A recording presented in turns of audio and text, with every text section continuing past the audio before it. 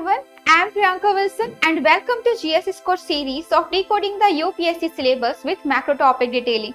The syllabus of history optional is one of the vast syllabus in the optional for UPSC, which makes breaking down of the syllabus all the more relevant for history optional.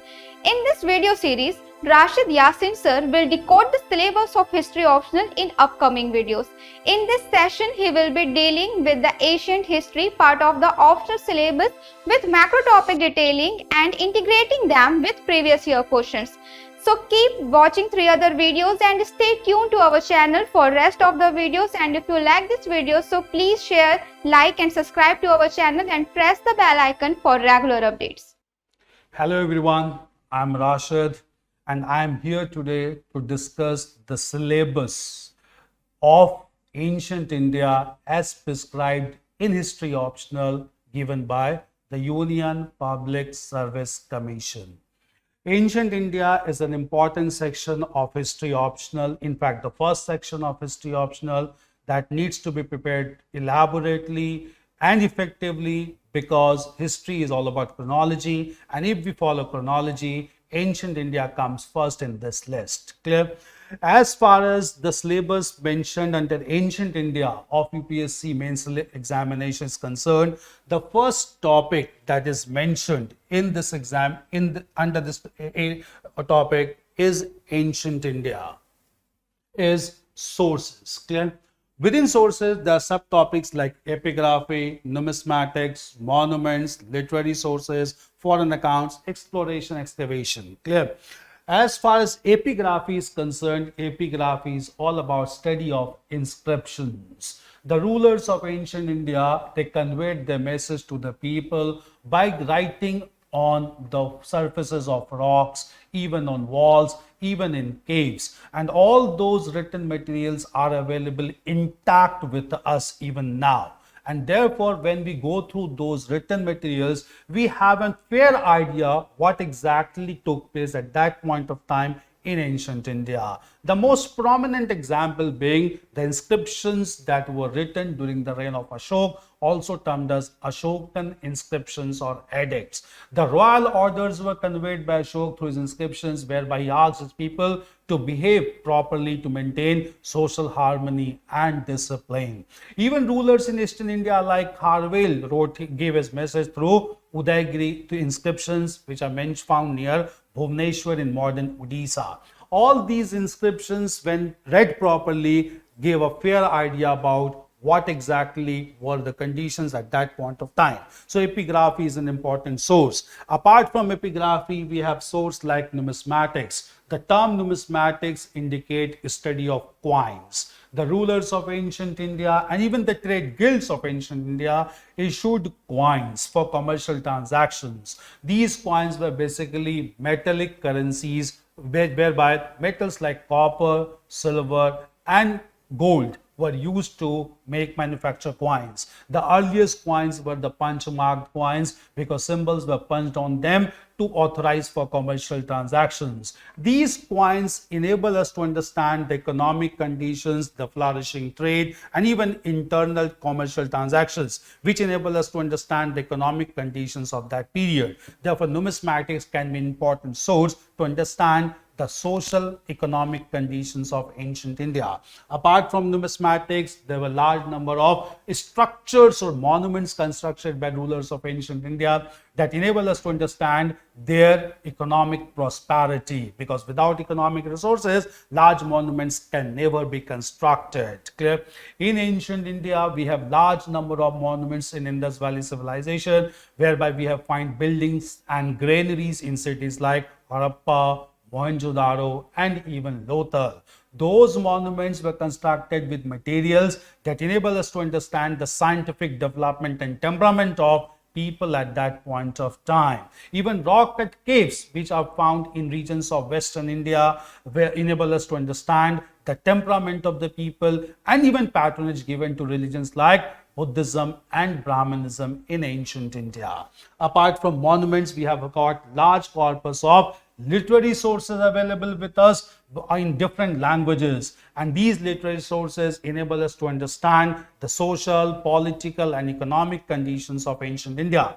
The earliest literary source available with us is the Rig Veda, which was compiled by Aryan priest who came to India around 1500 BC. Based on the Rig Veda, which is divided into 10 chapters of mandalas, we have reconstructed the history of the Aryans because we don't have much archaeological sources to reconstruct the history of Aryans. When Aryans expanded from northwestern part of India towards the Gangetic plains, the Aryans composed 3 other Vedic texts known as the Samved, the Yajurved and the Atharvaved, followed by the Brahmanas and the Aranyakas. All these sources have enabled historians to understand the political, economic, social and even religious conditions of Aryans during the Vedic phase. Clear? Then apart from religious corpus, we have got certain scientific sources available with us like Charak Samhita and Sushru Samhita and even Aryabhatyam written by Aryabhat, which enable us to understand the growth and development of medical science, surgical science,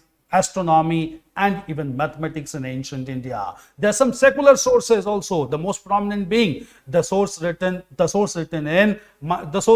by an ancient scholar, clear? And all those sources enable us to understand large developments in ancient Indian history. Clear? Apart from literary sources, there were certain foreign travelers who came to India. They also wrote elaborate accounts termed as foreign accounts. The most prominent being Megasthenes, who wrote Indica. Apart from Megasthenes, there was Fayan, Yuansang who came to India, and they also wrote their works from Buddhist perspective. But all these accounts of foreign travelers needs to be taken with a pinch of salt because they perceived Indian society and religion from their own viewpoint, and these viewpoints may not be right under Indian condition. For example, Megasthenes in his work Indica has written that Indian society was divided into 7 classes. But as it is known, Indian society in ancient India was divided into 4 varnas, that is the Brahmins, the Kshatriyas, the Vaishyas and the Shudras. Clear? Therefore, their perspective may have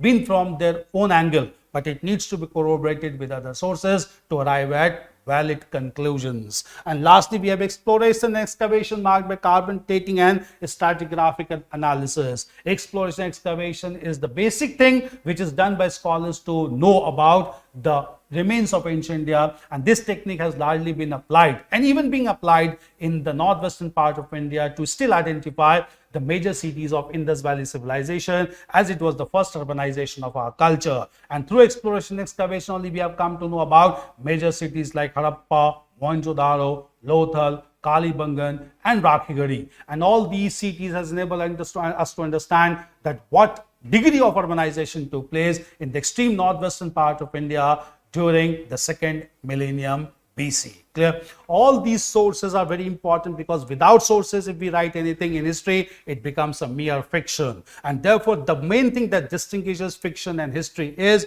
the sources. And therefore, the sources needs to be identified, read thoroughly. And that is why the first topic mentioned by UPSC is sources to understand ancient Indian history. Since we have discussed the sources, obviously we need to have a question to understand what kind of trend is followed by UPSC while framing the question as well. Clear? So first, in order to understand this, we will look into a question just to understand what pattern is followed by UPSC.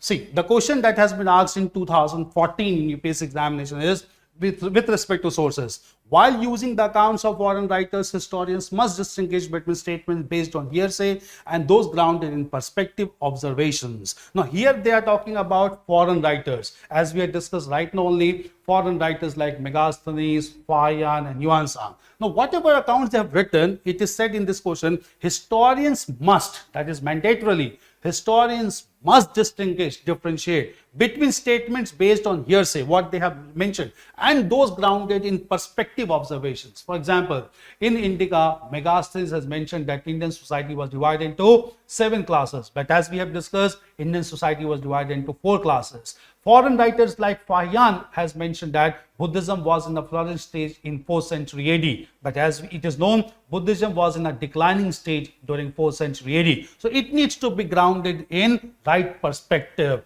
Even Huan Sang, who came during the reign of Harshvardhan, has mentioned that there was perfect law and order prevalent in ancient Indian society during 7th century. But when Yuan Sang himself entered into India, he was robbed of his belongings during 7th century AD. Clear? All these indicate that foreign writers and the accounts needed to be taken with a pinch of salt to arrive at valid conclusions. But it cannot be denied these sources are important for the reconstruction of ancient Indian history. This was about the first topic mentioned in the ancient India. Coming to the second topic, that is prehistory and proto-history. Clear?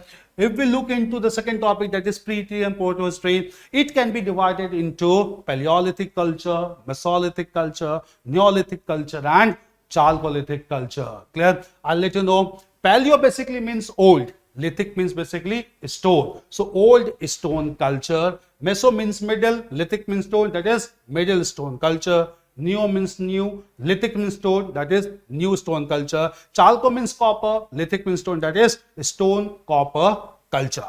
Clear? This culture, this was the very important development to be understood in ancient India. Paleolithic culture started when people started to emerge, or rather when evidence of people was found, a man was found in Indian terrain.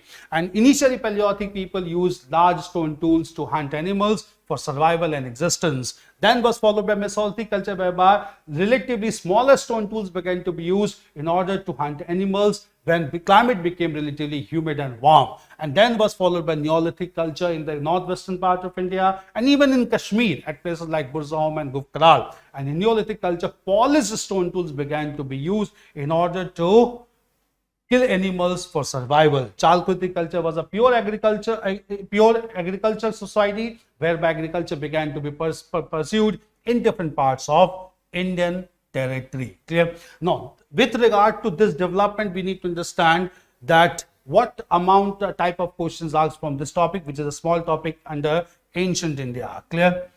We'll understand clear. The question that has been asked in 2016 is delineate and account for the regional characteristics of Neolithic period in India. See, Neolithic culture was a widespread culture which were found in different pockets of Indian territory. The first major pocket was the northwestern part of India, where Neolithic culture emerged in the region of Mehergarh, right now located in Pakistan. The second major pocket of Neolithic culture was in the region of Kashmir, where important Neolithic sites like Burzahom and Gufkaral has been found, where stone implements has been found in large number. The third major pocket was the extreme northeastern part of India in the region of Assam and Manipur. And the fourth major regional pocket of Neolithic culture was southern part of India in the Raichur Doab, it regions like Piklihal and Utnur. So we need to understand the geographical distributions and pockets of Neolithic culture, and that is why this question was asked in 2016. Clear?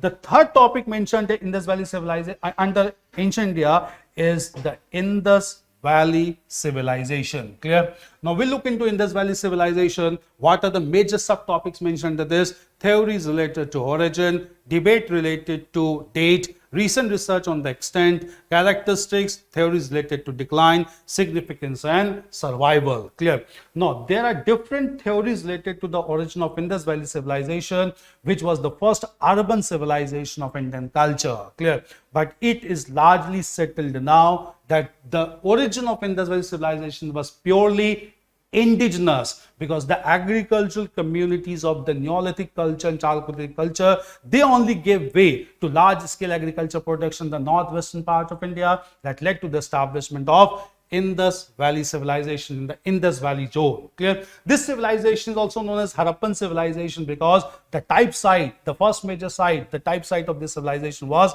found at Harappa, right now located in Pakistan. Technologically, this civilization also known as Bronze Age civilization, because for the first time the people mastered the technique of mixing the metals of copper and tin to prepare bronze, and large number of bronze implements has been found in this civilization. Debate related to the date, because normally there are different dates as it is based largely on exploration and excavation. We don't have any inscription, we don't have any literary source, even though they knew the art of writing, but the script has not been read, which is known as pictographic script. So largely our information is based on exploration and excavation, and with respect to date, it has been largely settled that Indus Valley civilization started from 2200 BC in the northwestern part of India, reached its matured phase around 1800 BC and continued up till the range of 1700 BC. Thereafter from 1700 BC started to decline, and this is the largely acceptable date for this civilization. Recent research on the extent, is still excavation and exploration is going on, but largely one thing must be understood: this excavation exploration is largely carried out by Archaeological Survey of India within Indian territory. The large part of this civilization that went to Pakistan after 1947, we are not able to conduct research on those sites at this time, and major extent research is conducted in the states of Punjab, Haryana and Rajasthan, where new sites are still being found. Clear? But nonetheless, the recent research on the extent makes it very clear this civilization was spread almost to 13 lakh square kilometer that covered the northwestern part of India and even the regions of Kashmir, Balochistan, Punjab, Haryana, and even the western Uttar Pradesh region. This civilization therefore was highly extensive in nature. Now, characteristic, that is the features. Now, understand one thing: UPSC always focuses on characteristic of feature of any development, historical development. So these things must be very clear. With respect to characteristic, the most distinguishing characteristic of Indus Valley civilization was town planning. They planned their towns like Mohenjo-daro, Harappa and Lothal very well. Clear? These towns were planned on grid pattern, whereby roads used to cut each other at right angles, that is at perpendicular level, and at the same time every house had a proper drainage system and at the same time proper courtyard as well. Apart from town planning, other characteristic feature was growth and development of artistic elements, whereby stone implements has been found, bronze statue of a dancing girl has been found, bearded statue of stone of a man has been found, large number of terracottas has been found at this time, which are very important development. Clear? Apart from these, another characteristic was flourishing internal and external trade. They had trade relations with contemporary civilization, that is Mesopotamia, that enabled the flourishment of large number of cities. At the same time, flourishing agriculture enabled us to produce surplus agriculture grains, and these food grains were stored in granaries, and these surplus agriculture food grains led to economic diversity that facilitated internal and external trade. Apart from major characteristics, there are theories related to decline as well. There are different scholars of different opinion related to decline of this civilization. Two important categories of decline is, first is the theory of abrupt decline, another is the theory of gradual decline. According to theory of abrupt decline, Indus Valley came down abruptly due to catastrophic flooding, due to changes in the river system like Indus, and at the same time due to Aryan invasions as given by Wheeler. But some scholars like Fairservice claim that Indus Valley gradually came down or declined, and that was because of ecological disturbances as population went on multiplying and resources remained almost at a stagnant level, that resulted into mismatch between demand and supply, and that ultimately led to decline of urban cities or civilization. Apart from decline, we also study about significance and survival, because Indus Valley civilization was the first urban civilization, highly developed in nature, cosmopolitan character. In fact, we Indians take a pride in this civilization. That is why we emphasize on its survival and significance. Clear? As far as survival is concerned, we have large number of things which are survived from Indus Valley civilization. First of all, we found the evidence of Pashupati Mahadev, who was worshipped by Indus Valley civilization, and around the sills of Pashupati Mahadev, large number of palace symbols or shivling has been found, and therefore the worship of Lord Shiv, it is back to to Indus Valley civilization. In the field of ornamentation, metals were used by women of Indus Valley civilization. Bangles of glasses were used to decorate themselves, and all these are important features of decoration and ornamentation even in contemporary civilization. Therefore, it cannot be denied that some elements of Indus Valley civilization is there in all of us even in contemporary times. That is why this topic is very important for UPSC mains examination. Now, since we have discussed the topics and subtopics, we'll look into some questions which are asked in previous years to understand that what patterns followed by UPSC in formulating the question paper. Clear? If we look into question, first is one question that was asked is, how do you account for the decline of the major cities of Indus Valley civilization? Now, this keeps on repeatedly being asked by in UPSC examination. Now, as for decline, we have discussed there are two schools of thought. One school of thought believed that Indus Valley civilization declined abruptly due to changes in Indus Valley pattern, Indus River, due to changes in the Ghaggar Saraswati region, as well as due to catastrophic flooding also, or due to attack of Aryans as well. Apart from abrupt theory, there's a theory of gradual decline given by Fair Service because of ecological imbalance between demand and supply. So questions can easily be handled if we look into or prepare topics and subtopics of UPSC syllabus. That is the purpose of discussing the syllabus right now. Next major topic that is mentioned in ancient India is the megalithic culture. Clear? Within megalithic culture, the subtopics mentioned are pastoral and farming cultures, development of community life, agriculture, crafts, pottery, and our industry. First of all, you need to understand mega means large. Lithic means stone, that is large stone culture.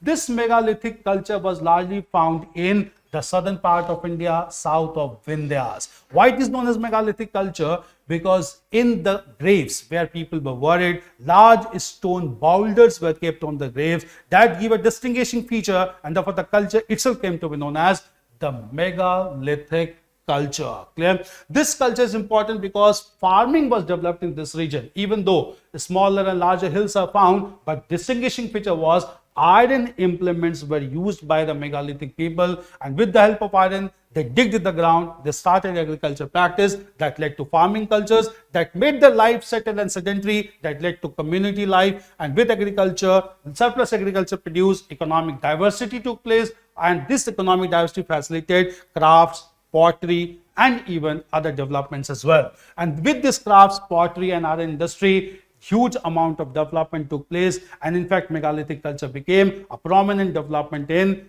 the southern part of India. Now, since we have discussed this megalithic culture, we'll understand, or we'll take one question to understand about this topic. In what ways can the Mesolithic culture be considered as foundation phase of Peninsular India? It's not Mesolithic, it's megalithic culture. Clear?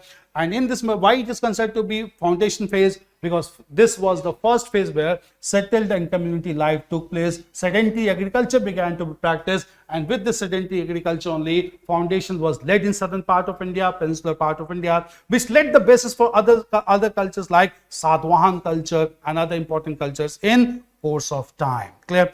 Apart from megalithic culture, the fifth major topic mentioned in ancient India is Aryans and the Vedic period. Clear? And within Aryans and Vedic period, the topics are arrival and expansion of Aryans, Rigved, change from Rig Vedic period to later Vedic period, that is political change, social change, economic change, religious change, and evolution of monarchy and even the Varna system as well. Now, first Aryans. Clear? It is largely accepted that Aryans came in waves in India, not in one go. They came in different waves in India, and when they entered India around 1500 BC, they entered India through northwestern part of India. Initially, during the Rig Vedic phase, they led a settled life. Clear? Again, I'll let you know. If we look into Vedic period, the whole Vedic period is divided into this phase, that is from 1500 BC is divided into phase that is from 1500 BC to 600 BC. Clear? And from 1500 BC till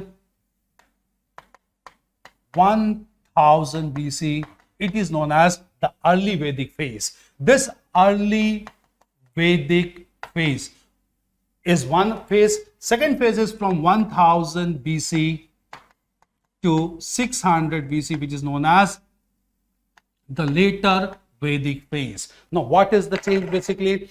The first phase, that is from 1500 BC, when 1000 BC, when Aryans started to arrive in India, in the northwestern part of India, their history has solely been reconstructed on the basis of Rig Veda. Rig Veda is the first literary work of Indian tradition which were compiled by Aryan priest. And with Rig Veda only we come to know about the political life, the social life, the economic life and religious life of the early Aryans. Clear? By 1000 BC, a major change took place. In 1000 BC, hard metal, that is iron, was discovered in India. The first evidence of iron comes to us from a place known as Atranji Khera. And from this place, Atranji Khera, clear, when iron came to existence, this iron enabled Aryans to clear the dense forest of the Middle Gangetic Plains, and they started to practice agriculture in this region. With practice of agriculture, the life became settled and sedentary, and as well as community life began to develop. Clear?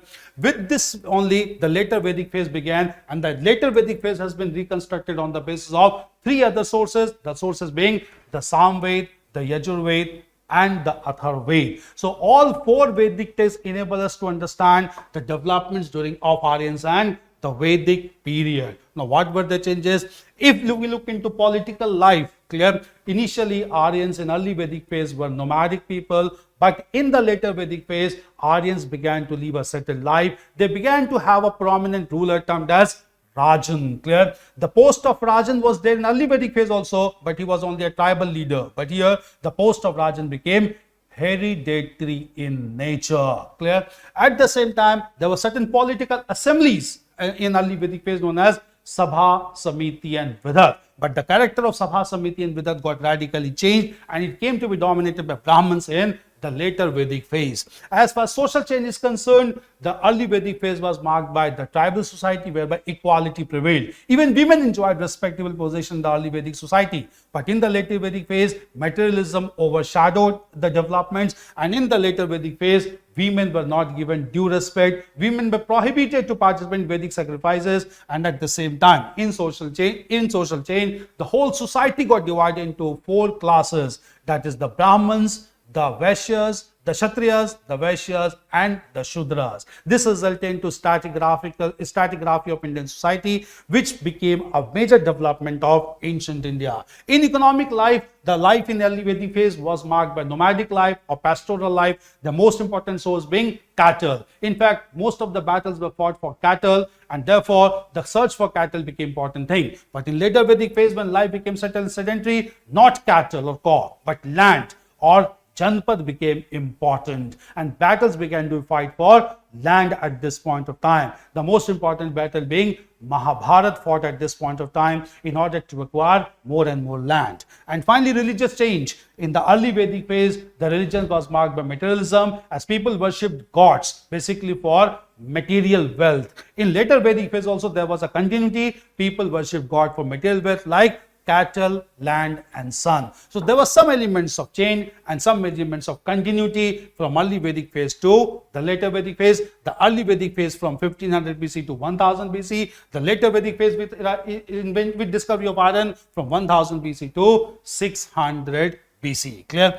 And apart from this religious change, by the end of later Vedic phase, monarchy began to develop. As Rajan or the ruler, he became very powerful, and all powers began to confine under his own control, and therefore he began to exercise huge authority at this time. Clear? These were the major developments of the Vedic period, that is from 1500 BC till 600 BC. Clear? From 600 BC. Now, apart from this,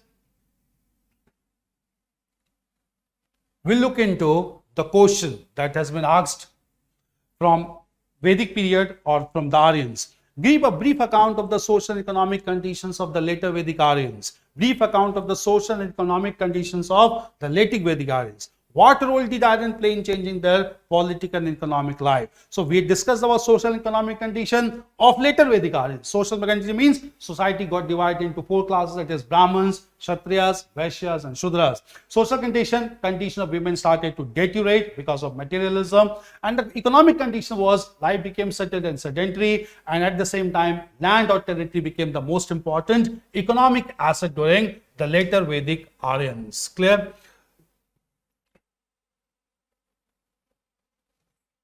later Vedic Aryans. What role did iron play in changing their political and economic life? Iron enabled them to clear the dense forest, and with the help of iron, they began to practice agriculture. Surplus agriculture produced resulted to their prosperity, and therefore economic life got radically changed. With the help of iron, they began to manufacture lethal weapons, and with lethal weapons, they began to defeat their adversaries, and that enabled them to expand their political control over the middle and the lower Gangetic plains. So if we understand topics very well, the questions can easily be handled in the examination. This was the fifth topic. Coming to the sixth topic of ancient India, and the sixth topic is of period of Mahajanpas, which is largely correlated with these developments. Clear? Now, period of Mahajanpas, rise of 16 larger states of Mahajanpas. Clear? Urban centers, trade routes, economic growth, currency and coinage, Jainism and Buddhism, rise of Magad under different dynasties. Clear? Now, 16 states, as we had discussed that with huge amount of agriculture production and political change, the rulers became hereditary in nature, and the rulers established themselves as strong monarchs. And with these monarchs only, larger states began to be established from northwestern part of India till the lower Gangetic plains. Clear? And these 16 largest states are mentioned in different sources like Bhagavati Sutta related to Jain religion, and even in Buddhist sources as well. The 16 states included Gandhar in the northwestern part of India, and even Magad and Kashi, and even Ang in the eastern part of India. Among the 16 largest states, Magad emerged to be the most powerful because of huge availability of iron and because of enterprising or risk-taking rulers. And these rulers belong to Haryanka dynasty, Shishupag and Nandas. We'll come to these rulers separately.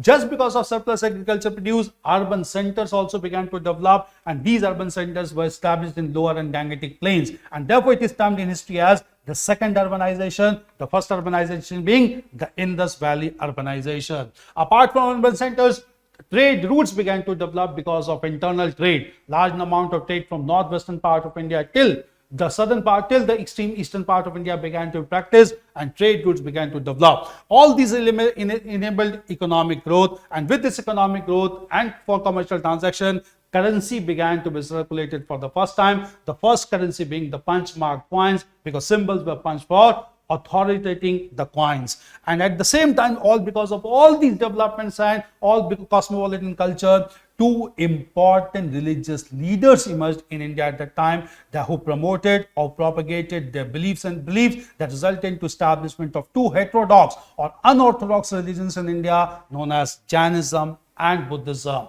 Jainism was established, promoted by Mahavir, who was preceded by 23 other teachers known as Tirthankars, and Buddhism was established on the basis of teachings of Gautam Buddha or Siddhartha. Clear? And these two developments are the most important developments of ancient India. Apart from this, we'll discuss these topics elaborately in classes. Clear? Next is rise of Magad under Haryanka dynasty. Haryanka dynasty was founded by Bimbisar. And Bimbisar was a very powerful ruler who entered into matrimonial alliances with Licchavis and other rulers, and also conquered territories. Bimbisar was succeeded by his son Ajatashatru, who was highly aggressive and who conquered the territories of Kashi, that is modern Banaras. And at the same time, this dynasty was followed by Shishunag. Shishunag also expanded the territorial frontier of Magad. Then Nandas being the first empire builder of India, that is Mahapadmanand only. Clear? And during the rule of last Nanda ruler, during the rule of Nandas only, some major invaders started to arrive in India, that is Iranian and Macedonian invasions. And among Macedonian invaders, the most prominent was a Greek invader, Alexander the Great. Alexander invaded India around 326 BC when he entered Indian territory, but he did not came to the eastern part of India because he came to know that Nandas had established large standing army, and defeating that army was not a possible thing. Alexander started to revert back to his own Greek land, whereby he died on his way in 323 BC. So he could not leave a large imprint on Indian culture, but his invasion marked an important epoch in ancient Indian history. This was about the period of Mahajanpas, second urbanization, followed by establishment of Jainism and Buddhism, as well as the arrival of major invaders, that is Macedonian invaders. Now, what kind of question is asked? We'll look into some questions, or rather one question or two questions from this topic. First is trace the rise of Magadhan imperialism up to the times of Nandas, with particular reference to the policy towards non-monarchical state. There were some non-monarchical states like Lichavis and Vajis also. Discuss the factors that contributed to its success. So Magadhan imperialism with a special reference to non-monarchical states. As we discussed, the major policy was that Bimbisar, who was the follower of Aryanka dynasty, he entered to matrimonial alliances with non-monarchical states like Vachavis and Lichavis. Lichavis is presently in the Vaishali district of Bihar region, clear? And when he entered to matrimonial alliances, peacefully he was able to extend his control. His son Ajatashatru resorted to military aggression. He conquered the Mahajanpad of Kashi, whereby extended the territorial frontier. So not only through matrimonial alliances, even territorial aggrandizement led to the establishment expansion of Magadhan imperialism, clear? And at the same time, what factors contributed? Apart from enterprising rulers, the factors contributed were large availability of iron in the Magadh region, and this iron enabled them to produce huge amount of lethal weapons, and with these weapons it became very easy to defeat other contemporary rulers as well. At the same time, other major factor was that Magadh was relatively out of Aryan control, because Aryan still had not entered into Magadhan region, and the fourfold division was not there. So sense of unity was larger in this region, and this sense of unity enabled the rulers to defeat their adversaries for the expansion of Magadhan kingdom. The next important question is intellectual revolution, the 6th century BC. Large amount of intellectual revolution took place apart from the establishment of Jainism, Buddhism, which itself was intellectual revolution. There were the important developments like the technique of paddy transplantation was invented, whereby rice production was enhanced in the lower and middle Gangetic plains, and availability of huge amount of rice enabled the people to produce abundant food grains, which enabled population multiplication that was basically useful for military expansion and aggression. Apart from this, punch-marked coins began to be circulated, urbanization was at its peak, internal external trade was taking place, and at the same time, huge amount of literature began to be compiled at this time. Important being Upanishads, which were compiled as a reaction to Vedic literature, and compilation of Upanishads was again an intellectual revolution of 6th century BC. These are some questions which were asked from the topic, that is the period of Mahajanpads. Clear? Next topic mentioned in ancient India is the Mauryan Empire. Clear? Now this was the first major empire to be established in ancient India. Foundation under Chandragupta Maurya, Bindusar Ashok, Kautilya Ardhashastra, Megasthenes Indica, Ashoka and edicts. These are sources. Concepts of Dham given by Ashok, polity and administration, economy. Clear? Now since, as we have discussed right now, Magadh emerged to be the most powerful kingdom among the 16 Mahajanpads, and this Magadh after Nandas began to be dominated by Chandragupta Maurya.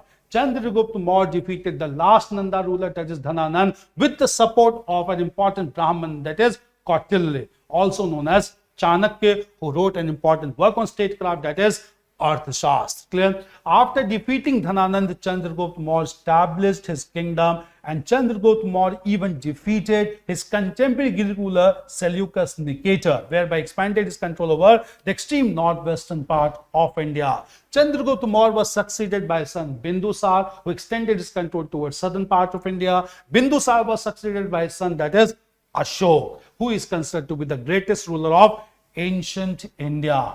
Ashok initially followed the policy of military aggression. He fought one major war during his reign known as the Kalinga War, whereby he conquered the region of Kalinga, that is modern Odisha. But since this aggressiveness led to killings of large number of civilians and Brahmins, a feeling of remorse came to Ashok, feeling of guilt came to Ashok, and out of this feeling only, Ashok decided to abandon the policy of physical conquest and decided to follow the policy of cultural conquest. And to propagate his policy of cultural conquest and peace and harmony, he gave a new concept of Dham. Dham is the Prakrit version of the Sanskrit word Dharma, which basically means social order. He wanted to prescribe that all people should follow tolerance and harmony, whereby he would able to establish control over large number of people without any political conquest and aggression. Clear? Apart from this, Megasthenes Indica. Megasthenes was a Greek scholar who came to India. He stayed in Mauryan court at Patliputra, wrote the work Indica. We have discussed about this work earlier also. Indica is a Greek account about Indian society. There are some things that needs to be taken with a pinch of salt, but nevertheless, Megasthenes Indica is an important source to reconstruct the modern history. And then Ashokan edicts, very prime source. In fact, the most authentic source to reconstruct Ashokan modern history, because Ashok was able to speak to his people directly through his rock inscriptions or edicts, which are divided into 14 major rock edicts, 14 minor rock edicts, and 7 pillar edicts. All these enable us to understand modern history properly. Clear? Polity and administration, the centralized political system was established, and at the same time, administration was followed in a decentralized manner from, or delegated manner from, the extreme central region till the regional level. Apart from economy was highly developed, agriculture was flourishing, both internal and external trade was being carried out by Ashok. He even deputed missionaries to different parts of the world, whereby he was able to establish himself as a great missionary ruler of ancient India. This is about modern empire. We'll discuss or understand questions related to this topic asked in the previous year of UPSC examination. Clear? Modern empire. Clear? Then about in modern empire, there are other topics also like art, architecture and sculpture, because Ashok promoted a large number of artistic activities also. Even at the same time, architecture, he began to construct large number of stupas when he got converted into Buddhist religion. In order to worship the ashes of Gautam Buddha, he constructed large number of stupas in different parts of India, the most prominent being Sanchi, located near Bhopal in modern Madhya Pradesh. Sculpture also, large number of sculpture of yakshas and yakshanis were prepared in the modern court at Patliputra, and they are considered to be very important artistic and sculpture work. Apart from this, religion, initially all the rulers of modern empire, we need to understand, none of them followed Brahmanical religion. Chandragupta Maurya was a follower of Jain religion. Bindusar was follower of a sect known as Ajivikas, and Ashok accepted Buddhist religion. So none of them patronized Brahmanical religion, but they were tolerant enough to support even Brahmanical faith as well. The spread of Buddhism largely was attributed to Ashok. When he converted to Buddhism after Kalinga War, he deputed large number of missionaries to Sri Lanka and other places, and therefore was able to promote Buddhism on a large scale. In fact, Ashok declared Buddhism as a state religion of modern empire. External contact, Ashok had contact with large number of Greek rulers as well as European Roman rulers, and with these regular embassies were exchanged between the two. Clear? Then theories related to disintegration of empire. There are certain theories related to disintegration of modern empire. Some scholars believe that Ashok's policy of pacification towards other sections through policy of Dham resulted into weakening of Mauryan military system that led to decline. But scholars like Romila Thapar believe that it was not Dham that led to decline of modern empire. Rather, after the death of Ashok in 232 BC, weak rulers began to ascend the throne at Patliputra, and they were not able to stop basically the foreign invaders like Indo-Greeks and other Shaka rulers coming from northwestern side. At the same time, as we had discussed, none of the modern rulers patronized Brahmanical religion, so Brahmins had huge amount of grievances against modern rulers, and therefore one Brahman known as Pushyamitra Shung defeated and killed the last modern ruler, and this led to the end of modern empire in 185 BC. So Brahmanical reactions also attributed to the decline of modern empire.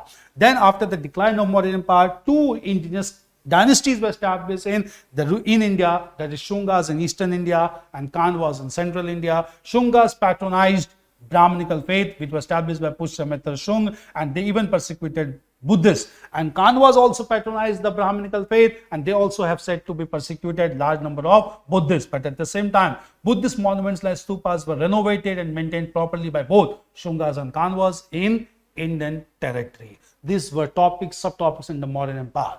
Now coming to question, clear.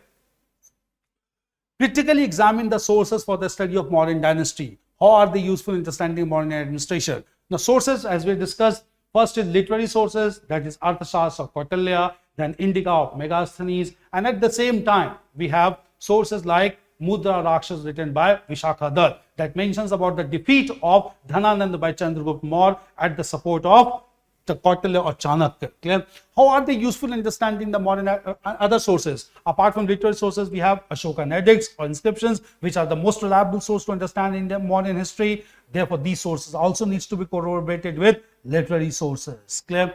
Apart from this, how are they useful in understanding modern administration? Because through these sources, especially Arthashastra written by Kautilya, we come to know about elaborate setup of administration. It is said that Kautilya gave the theory of Saptang, whereby 7 limbs or organs of the state were established, in which the leading role was to be played by the Swami or the emperor, who was Chandragupta Maurya during the reign of Chanakya or Kautilya. Clear?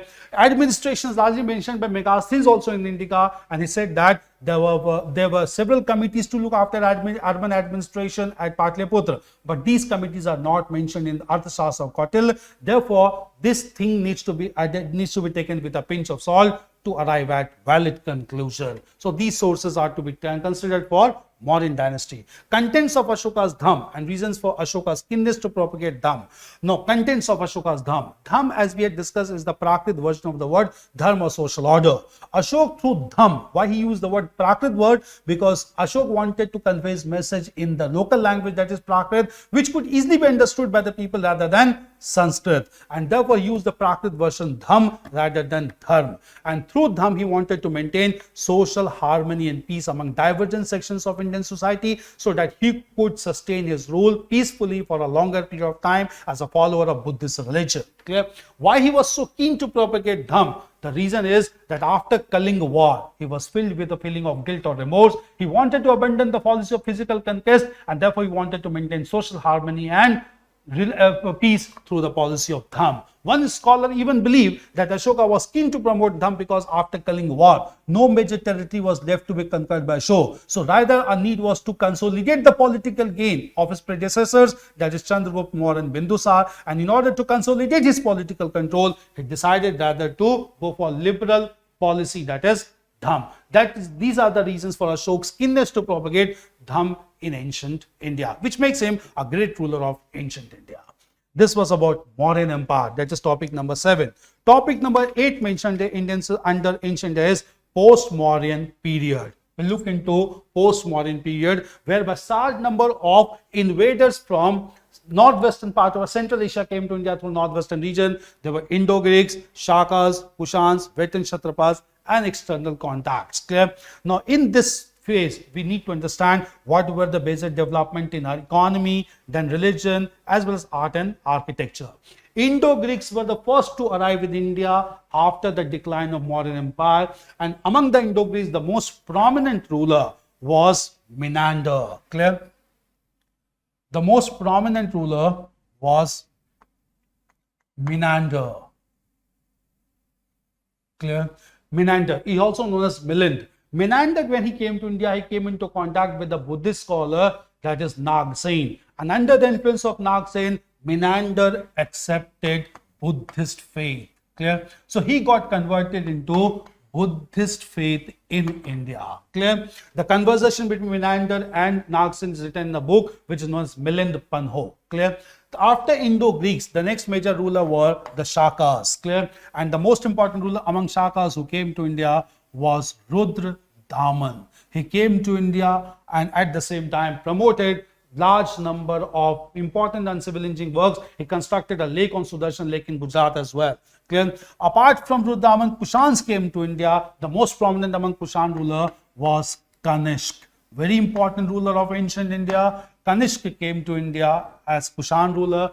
Kanishk also got converted into Buddhist faith. So one thing that needs to be understood is that most of these rulers accepted Buddhist faith, that led to the Indianization course of time. Even like Ashok, Kanishk also declared Buddhism as state religion in his time. Clear? All these resulted into Vechen Kshatrapas also contributed to a large extent in the western part of India, and all these external contacts resulted into development of a very important culture in the northwestern part of India. In fact, I'll let you know, Buddhism started to develop very rapidly, and Kanishk, as Kushan ruler, he patronized an important Buddhist sect in India known as Mahayana sect, which even propagated worship of images of Gautam Buddha. Clear? And therefore Kanishk patronized two important schools, Buddhist schools of art, and these schools of art were known as the Gandhar school of art as well as the Mathura school of art. Clear?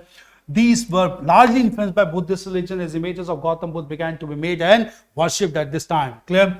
Kanishk also promoted Mahayana sect effectively. He convened a Buddhist council also, and that Buddhist council is considered to be fourth Buddhist council that led to division into Buddhist religion, to division of Buddhist sect into Hinayan and Mahayana. Clear? Apart from this, this phase is very important, that is 2nd century BC to 2nd century AD, where this phase is marked by high degree of monetization. Huge amount of gold came to India from Central Asia. Central Asia had huge reserves of gold, and this resulted into circulation of large number of gold coins with highest purity, and therefore it is said that monetization reached its highest peak at this time. Not only gold coins, even copper coins began to be circulated by Kanish, that indicate huge amount of monetization of Indian economy at this time. Clear? So great development in religion, literature, even large number corpus of literature began to be written, like Charak Samhita, Susut Samhita at this time, that promoted scientific reasoning at this time. Clear? All these result into development of an urban culture, development of economic demonstration of economic prosperity at this time, and therefore this phase is known for external contacts and popularization of Buddhist faith. Clear? Now, what kind of questions are asked from this faith? We'll look into this. Clear?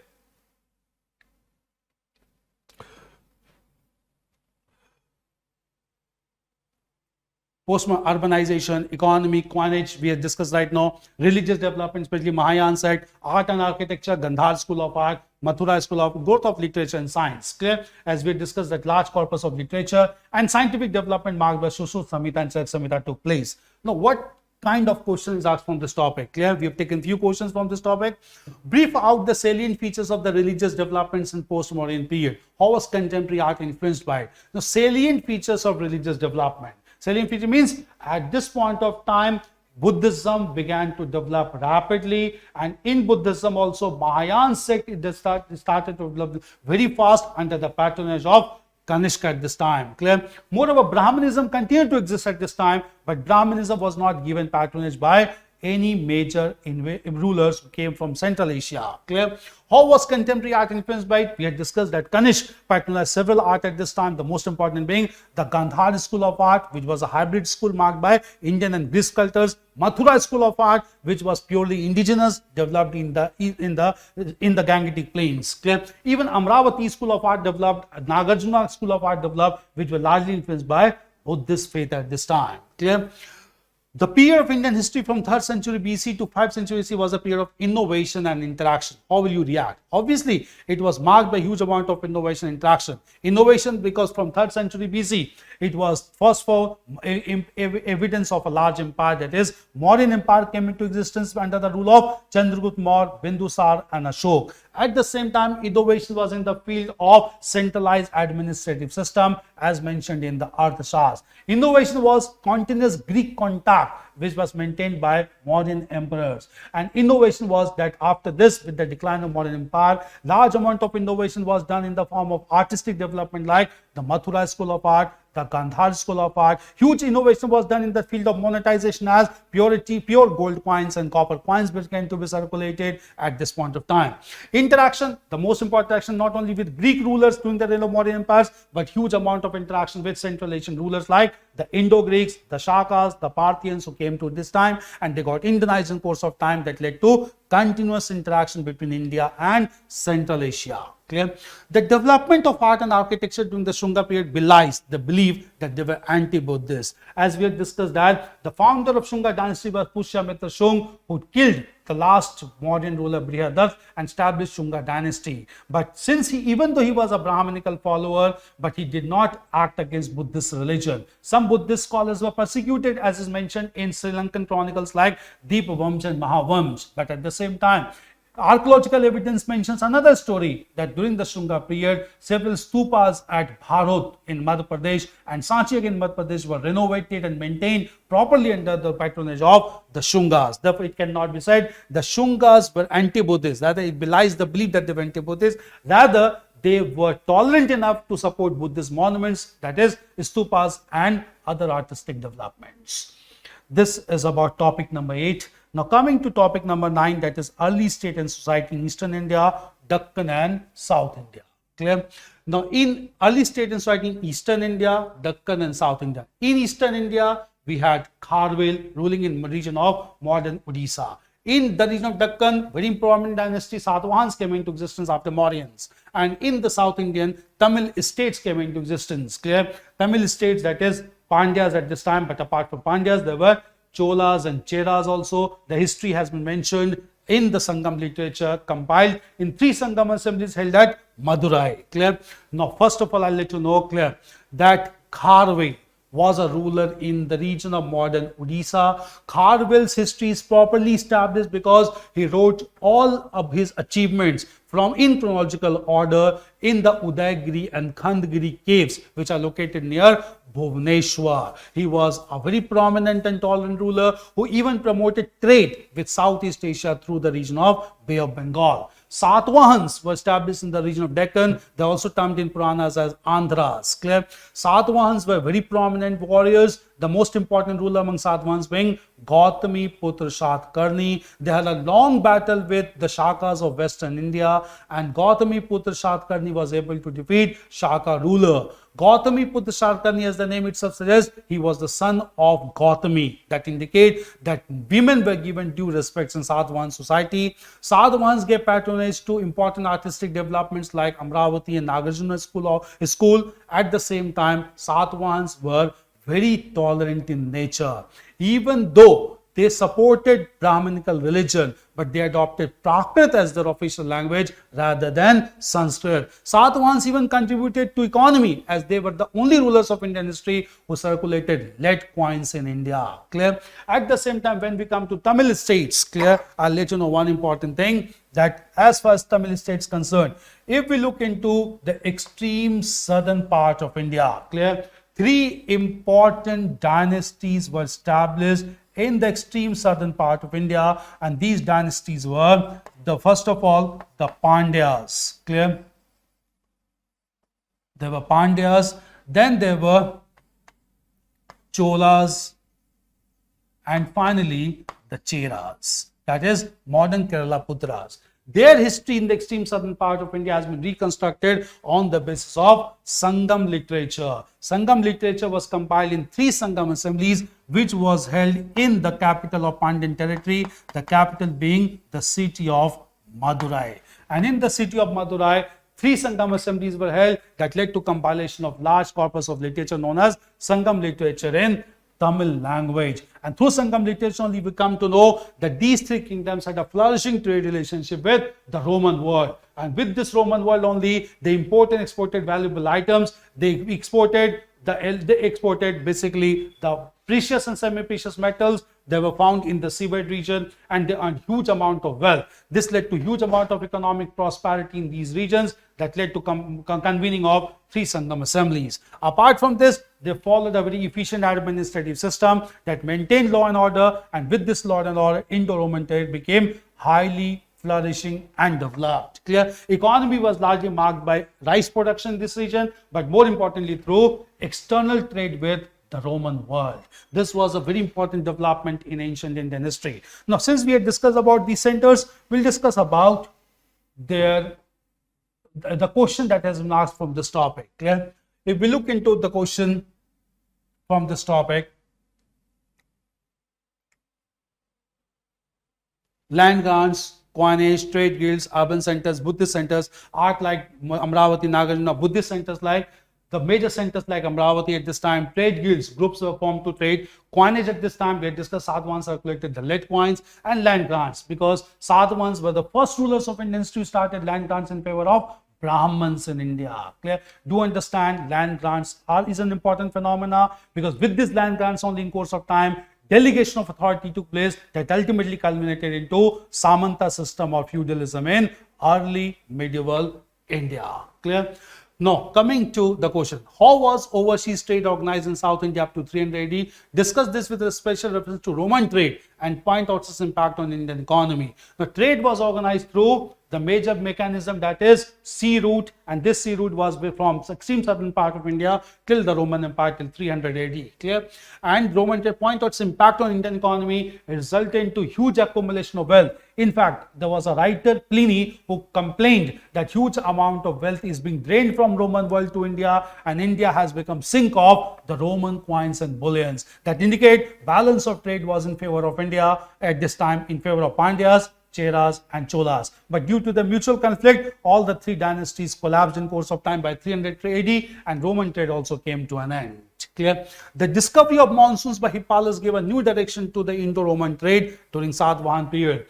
The monsoon was discovered by Hippalus, a Greek scholar, in 45 AD, that is 1st century AD. And with this discovery of monsoon only, the trade, or that the ships could monitor the territory properly, and ships could reach India, in the southern part of India, from the Roman world. And with this traversing of ships, large ships, huge amount of items could be imported and exported, that resulted to flourishing Indo-Roman trade. And this Indo-Roman trade was a primary factor that led to the development of the three kingdoms of Pandyas, Cheras, and Cholas. Clear? So it resulted to, this was primarily because of discovery of monsoon, that is Hippalus in 45 AD. This was topic number 9. Now coming to topic number 10, that is the Guptas, Vakartakas, and the Vardhans.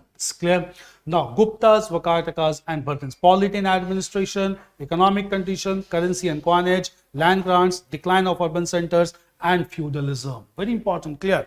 Now, when all these kingdoms, that is Satavahan, Shungas, Kanvas, were there, they began to decline in course of time. There was a gap of almost 100 years, and in the 4th century AD, a very prominent ruler emerged in India, North India, known as Shrigupt. Shrigupt was followed by Ghatotkacha, and then by Chandragupta first. And Chandragupta first is considered to be the founder of Gupta dynasty at this time. Gupta dynasty with its capital at Prayag, that is modern Allahabad in Uttar Pradesh. Clear? With establishment of Gupta dynasty after Chandragupta first, the next major ruler and a prominent warrior was Samudragupta, who is termed as Napoleon of India. The history of Samudragupta is known in an effective way because a Sanskrit inscription was written by poet Hari Sen, which is also known as Prayag Prashasti or Allahabad inscription. And if we believe in that inscription, it is said that Samudragupta conquered territories extending from extreme northwestern part of India till the region of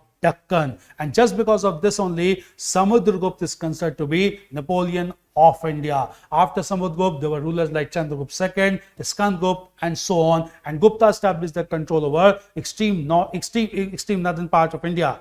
The Chandragupta II, he was even able to establish his second capital, the first being Prayag, and second capital he established at Ujjain in the region of central India after defeating the Shakas. So polity and administration. One thing that needs to be understood is Gupta polity and administration is quite distinct from Mauryan administration. Why? Because in Mauryan administration, all powers were concentrated and confined in the Swami or the monarch as prescribed by Kautil or Chanakya. But in Gupta period, decentralization of authority took place because an important development of Gupta period was large amount of land grants were given, especially to the Brahmins. The practice that was started by Satvans was carried effectively by the Guptas, and since large amount of land grants with ownership rights were given at this time, this resulted to decentralization, delegation of power, and that is why Gupta polity and administration was highly delegated and decentralized. Therefore, Gupta rulers were considered to be rulers among several minor rulers. That is why they took the title of Maharaja Dhiraj,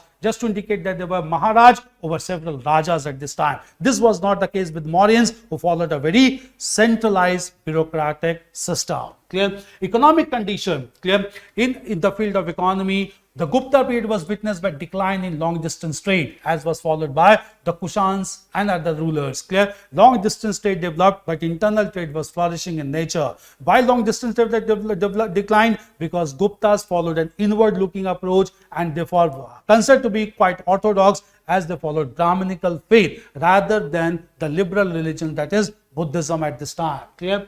Currency and coinage. Guptas also circulated large number of coins, but the purity of gold in their coins was highly decreased or highly deteriorated as compared to the Kushans. That indicate material prosperity was not up to the mark as compared with the Kushans. Clear? Land grants. They started the practice of land grants effectively, and most of the land grants were given to the Brahmins with delegated authority. And these land grants only resulted into development of large number of intermediaries between the ruler and the people, and this system of landed intermediaries created through land grants resulted into a system in India known as the Samanta system, which in English is also termed as Indian feudalism. Clear? Since long distance trade got developed, that even resulted into decline of urban centers during the Gupta period at the start. Clear?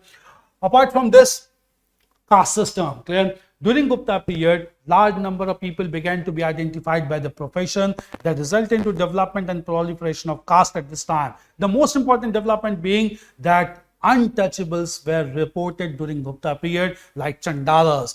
Untouchables were reported even by Buddhist scholar Fayan, who came to India at this time, and he reported that the untouchables were allowed to stay, authorized to stay away from the regular communities, and that resulted into the practice of untouchability in Indian society. Position of women got deteriorated as women were not considered to be equal partners with men at this point of time. Clear? Apart from this, educational institutions were established like Nalanda, Vikramshila and Vallabhi in Gujarat. Nalanda University was established for Buddhist learning. Fayan came to study in Nalanda University only, and this was established by Kumar Gupta, a Gupta ruler in the eastern part of India. It was marked by rich corpus of Buddhist literature, and a very tough entrance examination was conducted to take the candidates in the Nalanda University. Clear? At the same time, apart from this, art and architecture, Gupta rulers promoted art and architecture in a big way. In fact, Guptas are considered to be the first rulers of North India who started the practice of temple construction. However, they constructed temples with bricks as principal material, and since bricks are perishable materials, only the remains of those temples are found at some places like Ghazipur in the east part of eastern Uttar Pradesh right now. Clear? But they were the first to construct temples in northern part of India. Clear? Apart from this, clear? Art and architecture. We'll look into the question that has been asked from this topic. Describe the expansion of the Gupta Empire and the Samudgupta with the help of the Allahabad Peel inscription. We had discussed only Samudgupta was the most powerful ruler among the Guptas, and all information about Samudgupta's expansion is mentioned in Allahabad Prashasti or Prayag Prashasti, written by his court poet Hari Sen in Sanskrit. Very important aspect of this inscription is that on the same rock surface where Allahabad Prashasti is written, on the other side, the policy of Dham, peaceful policy of Dham of Ashok has been written in Prakrit. So same rock surface, on one side Allahabad Prashasti is written in Sanskrit, full of violence. On the other side, Ashokan policy of Dham is written in Prakrit, marked by all peaceful message. Clear? And this, according to Allahabad Peel inscription, Samudgupta extended his control from the extreme northwestern part of India till the region of south of Vindhyas, whereby he was able to establish large Gupta kingdom. Harsha is considered another important development of this phase was an important establishment of dynasty known as the dynasty of Pushyabhutis. Clear? Pushyabhuti dynasty was established at this time in the 7th century AD, 6th century AD, and the most important ruler of this dynasty was Harshvardhan. Clear?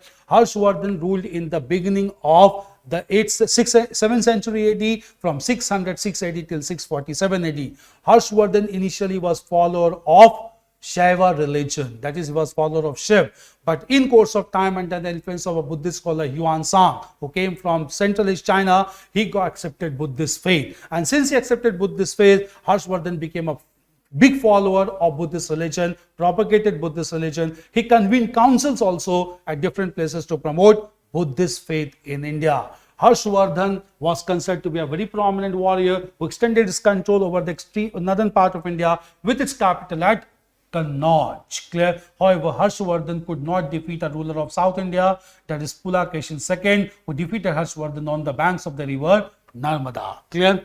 Harshvardhan at the same time maintained healthy relationship with the ruler of Assam, that is Bhaskar Varman. Clear? But he could not maintain his relationship with Shashank, who was the ruler of Bengal. Since he was the follower of Lord Shiv, Shashank was also a follower of Lord Shiv, and that resulted into healthy relationship. But when Harshvardhan got converted to Buddhist religion, Shashank got offended and even destroyed Bodhi tree at Bodh Gaya, under which Gautam Buddha had attained enlightenment. Clear? So Harshvardhan was very important ruler.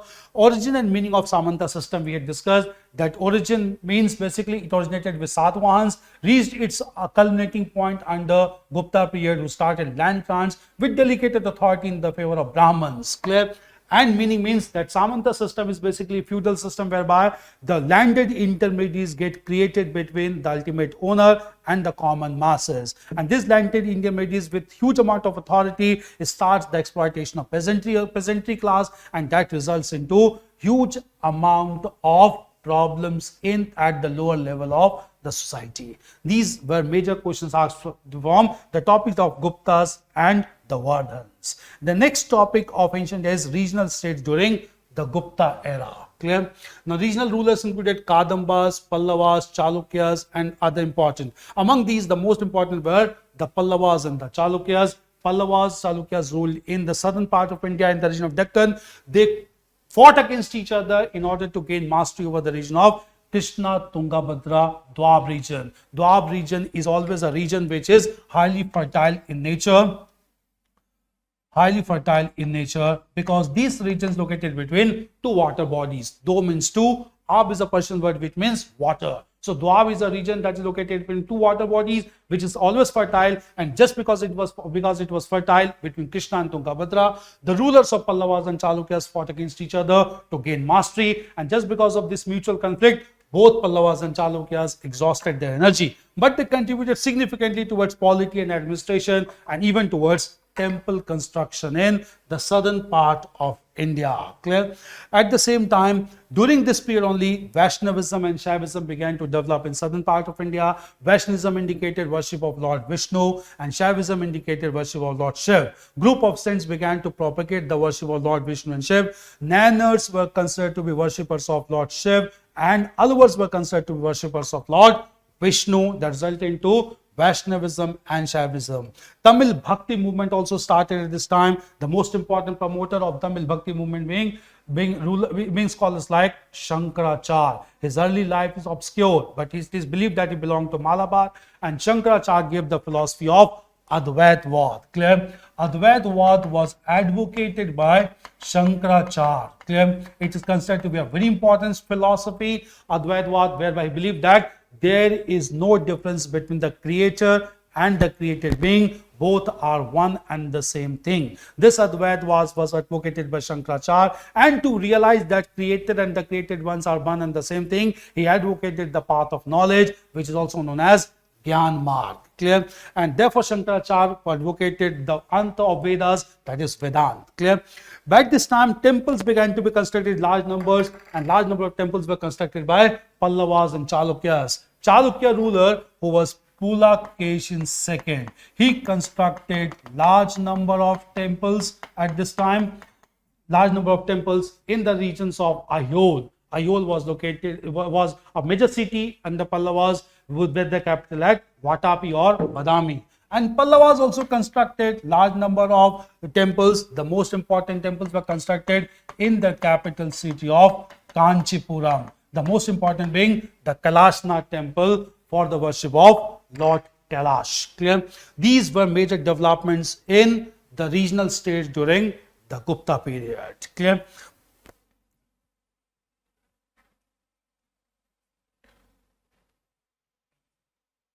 Then there were other major rulers also, that is Senas, Rashtrakutas, then Parmars, polity and administration. Clear? Senas ruled over the region of Bengal. Rashtrakutas ruled over the region of Deccan. They also contributed towards temple architecture in a large measure, and rock cut caves also. Parmars ruled in the region of central India. All they contributed towards polity and administration, local government, and even art and architecture as well. Now we'll look into the major question that has been asked from this topic. Trace briefly the history of struggle between the Chalukyas and the Pallavas. Analyze its causes and bring out its importance. We had discussed that Chalukyas and Pallavas fought against each other for the mastery of Krishna, Tungabhadra, Dwab region. Now, what was the reason? Basically, they wanted to gain mastery over the Dwab region. And what was the importance? Importance was it resulted to mutual conflict with each other, and at the same time, just because of this, they learned each other's art, culture, which resulted into huge development of cultural activities. But at the same time, this mutual conflict resulted into weakening of both Pallavas and Chalukyas, and on the debris only, Rashtrakutas came into existence during the 8th century AD. Clear? Historical significance of the advent of Arabs in India. Arabs also started to arrive in India by this time. Arabs first of all came to India in the extreme southern part of India, and Arabs also started to arrive from the northwestern part of India through Sindh. The early history of Arabs is mentioned in a work known as Chach Nama, which was written by Abu Bakr. And in this work, Abu Bakr has mentioned the conflict of Arabs with the ruler of Sindh, that is Tahir, and this resulted into defeat of Tahir and ultimate establishment of Islamic rule that we will study under medieval India. Clear? This was topic number 11. Coming to the last topic, that is themes in early Indian cultural history. In this is not a new topic, but you have to summarize all the developments of ancient India. In this, we have to study our languages and text, that is Sanskrit, Pali, Prakrit, and the important text compiled in these languages. Evolution of art, starting with the Mesolithic art or the Neolithic art till the end of ancient India. Philosophical thinkers in schools like Shankaracharya, Ramanuj, and other important schools of philosophy. Then science and mathematics, starting with Indus Valley civilization till the end of ancient India. The works, basically the scientific development included, that is growth in the field of mathematics, medicine, and astronomy. And mathematics largely contributed by Aryabhatta in his work Aryabhatyam, whereby he has given the formula to calculate the area of triangle. He has even given Hero's formula. At the same time, he has given the exact value of pi. He has given decimal system. All these are important developments in the field of mathematics. So ancient Indians were not only involved in philosophical thinking, they were even involved in growth of scientific temperament as well.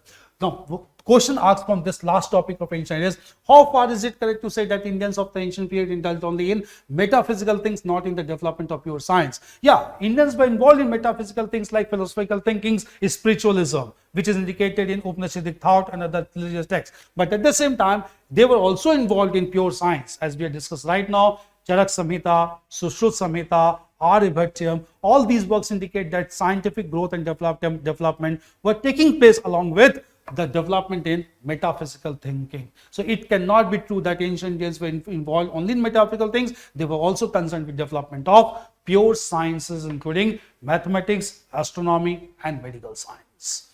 Is it clear? So the purpose of this thing was to give you a fair idea about the topics and subtopics of ancient India, but not last but not the least. Just understand, clear? In ancient Indian section, in UPSC examination, I'm talking from examination perspective, the first question is compulsory, which has to be attended by all candidates, clear? And the first question related to ancient India is about map entries, clear? You will be given 20 basic informations about different sites, and a map would be given in the question paper. You will have to identify those sites. For example, Mesolithic site. You have to identify Mesolithic, that is Begor in Rajasthan, or Neolithic site like Burzahom in Kashmir.